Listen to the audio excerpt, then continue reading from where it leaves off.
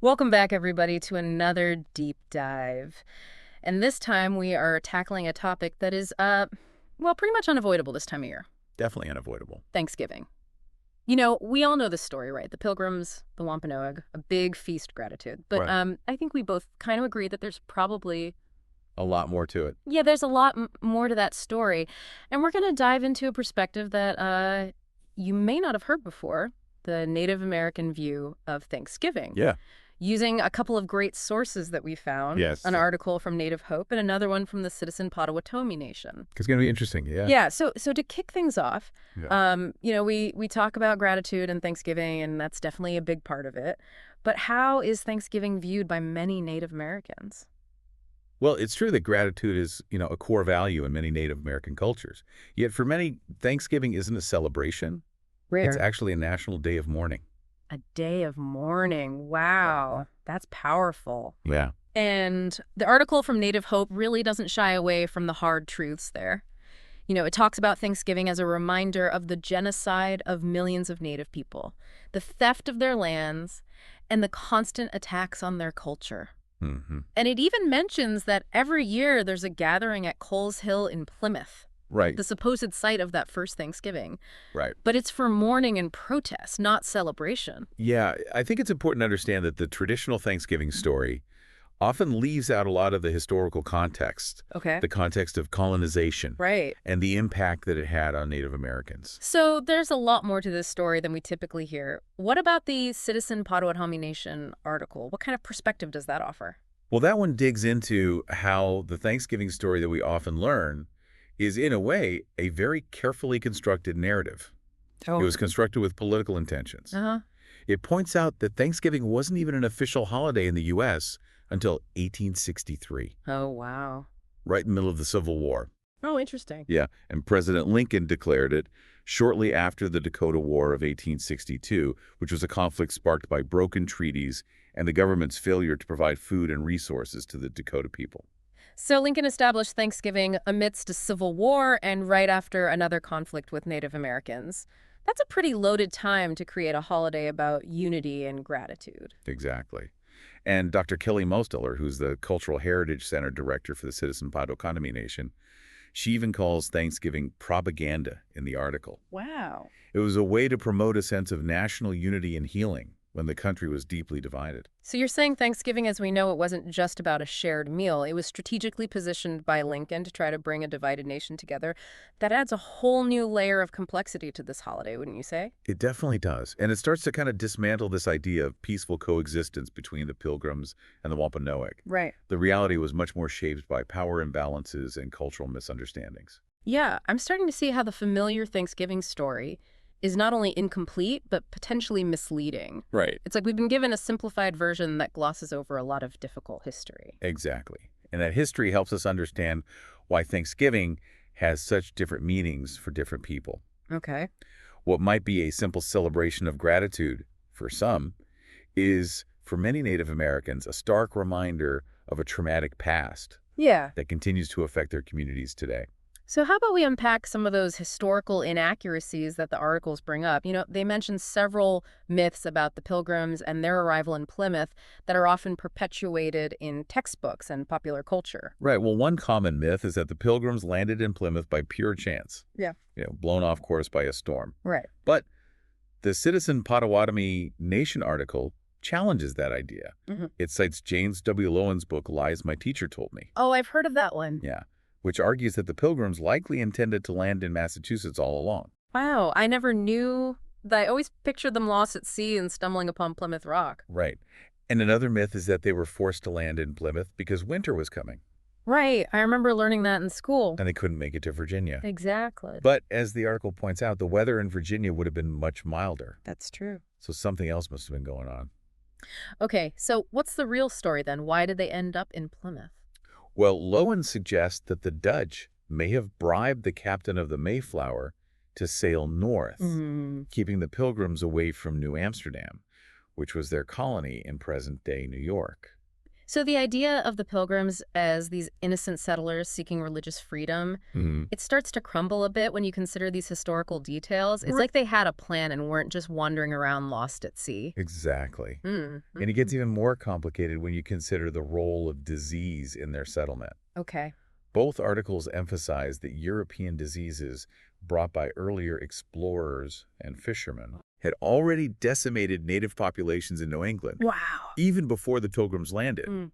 We're talking mortality rates of 90% or higher in some cases. 90%. That's almost unimaginable. It's hard to even grasp the scale of that devastation. It's truly hard to overstate the impact of those epidemics. Entire villages were wiped out, leaving the land vulnerable to European encroachment. Right.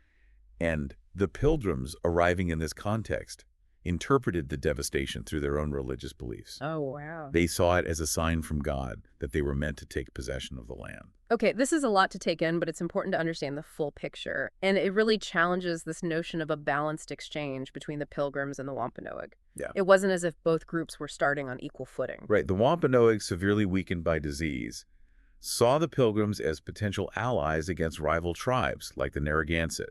So their willingness to engage with the Pilgrims was more about survival and the need for protection than some inherent generosity.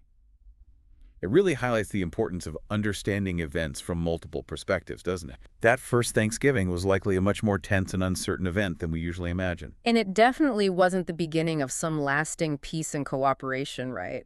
In the years that followed, tensions escalated between colonists and various native tribes, Right. leading to even more conflict and displacement. Exactly. And that brings us back to the National Day of Mourning, which, as we've been discussing, is a way for Native Americans to reclaim their own narrative Okay. and challenge that dominant Thanksgiving story.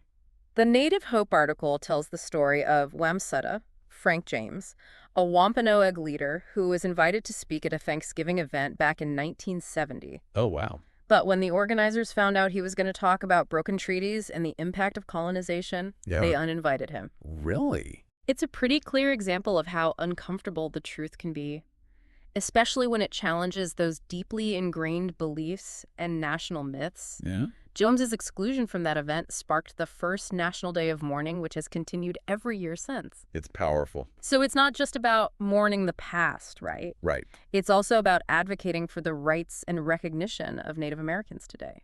Absolutely. Hmm. The Citizen Potawatomi Nation article ends with a call to action, Okay. encouraging people to challenge that false narrative of Thanksgiving. Yeah. And how?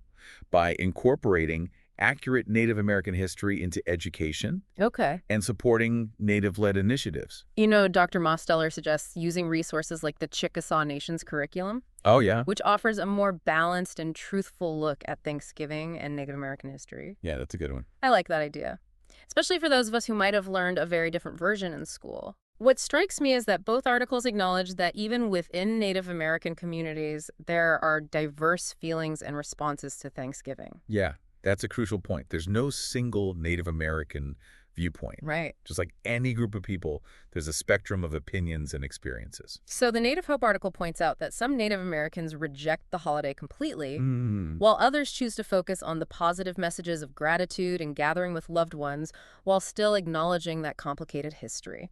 And that makes sense when you think about it. The idea of giving thanks is deeply rooted in many indigenous cultures. Right. It's about recognizing our connection to the earth and each other and appreciating the gifts we have. The article even quotes Stephen Peters, a spokesperson for the Wampanoag tribe. He says, "I think it's great. My ancestors had 4 harvest festivals throughout the year. Gathering with family, enjoying our company, sharing our blessings, and giving thanks for all that we have is a good thing." That's such a powerful statement.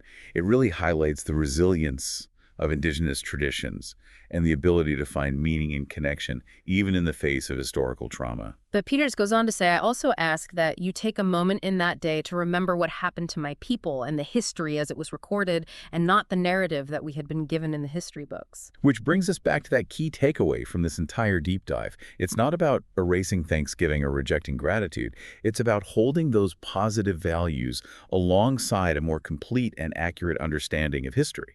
It's a challenge for all of us, isn't it? To move beyond those simple stories and embrace a more nuanced view of the world. It's a lifelong process, for sure. Yeah. And it requires us to be open to learning, listening, and questioning our own assumptions. So as we wrap up this exploration of Thanksgiving, I'm left wondering, how can we each in our own way acknowledge the full history of this holiday while still finding meaning and gratitude and gathering with loved ones? That is a great question. It's a question we all need to consider. And, there isn't a single right answer. Right. But maybe it starts with a commitment to keep learning, Yeah. seeking out those Native voices and perspectives, and, Yeah. finding ways to support Indigenous communities. I think that's a fantastic point. Maybe it also involves having some of those sometimes difficult conversations with our friends and family, Yeah, sharing what we've learned and questioning those romanticized versions of history we might have grown up with. I agree. It's about challenging those narratives and looking for a more balanced and truthful understanding of Thanksgiving. Speaking of learning, both articles mention that November is Native American Heritage Month. It is.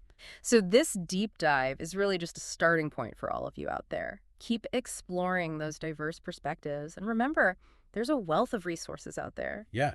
Books, documentaries, museums, and cultural centers. And most importantly, listen to Native voices. Thanksgiving could be about so much more than just turkey and football. Right. It can be a time for truth understanding and a commitment to building a more just and equitable future for everyone. Beautifully said. And on that note, we'll leave you with that thought to ponder as you head into the Thanksgiving holiday. Thanks for joining us for another deep dive. We'll see you next time.